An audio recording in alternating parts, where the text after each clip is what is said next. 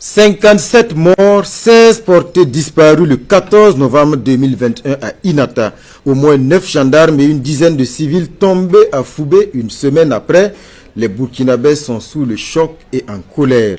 Une colère légitime suite aux révélations sur les conditions de vie des boys dans le détachement d'Inata les jours qui ont précédé l'attaque. Des soldats en fin de mission depuis des semaines, sans provision et dont les SOS sont restés sans suite jusqu'à cette date fatidique. Plus qu'un dysfonctionnement, c'est une démission de la hiérarchie inadmissible et incompréhensible. Cette colère légitime des citoyens s'est exprimée et continue de s'exprimer dans la rue, sur les réseaux sociaux et sur bien d'autres tribunes, des citoyens excédés, désabusés et qui semblent avoir perdu confiance.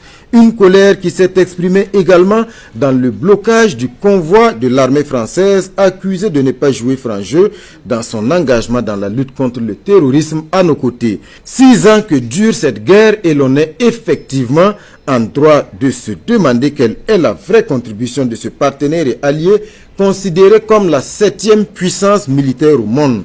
La formule est connue, il vaut mieux être seul que mal accompagné. Mais la vérité, c'est que cette colère spontanée, quoique légitime, risque de ne pas changer grand-chose dans le sort de notre pays si elle ne se transforme en sursaut.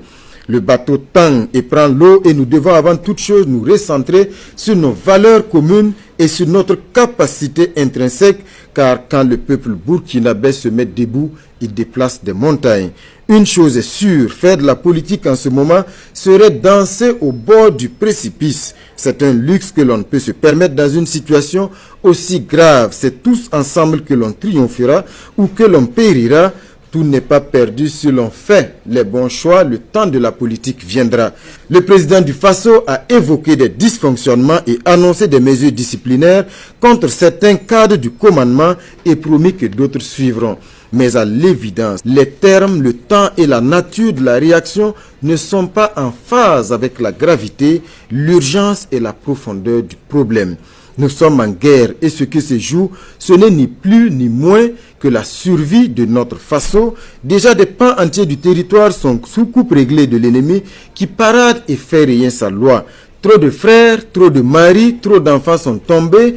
Près d'un Burkinabé sur 10 a dû fuir la chaleur de sa concession pour survivre dans des conditions difficiles. Plus de 2000 écoles fermées.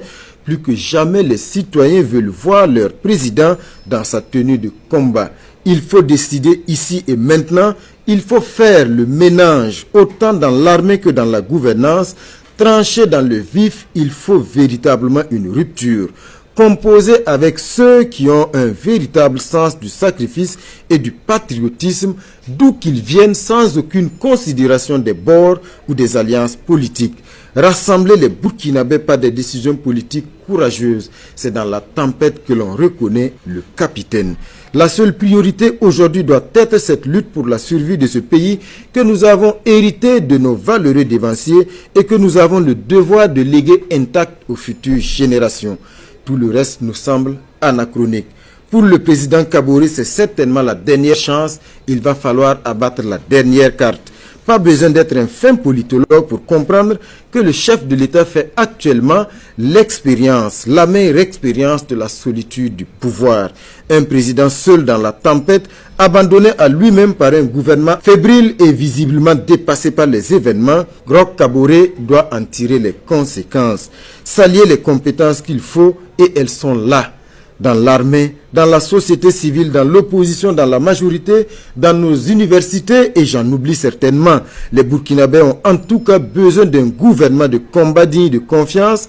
C'est seulement à ce prix que l'appel à l'unité et à la mobilisation trouvera enfin un écho favorable et donnera un coup de fouet au moral de la troupe. Un président, un gouvernement, une armée et un peuple soudés pour ne laisser aucune chance à l'ennemi. Pour le moment, ce n'est qu'un rêve, mais un rêve accessible. Va-t-on y parvenir et nous éviter un saut dans l'inconnu que serait l'effondrement de nos institutions? Au président du Faso, chef suprême des armées, de prendre dès aujourd'hui les bonnes décisions pour sauver le navire Faso.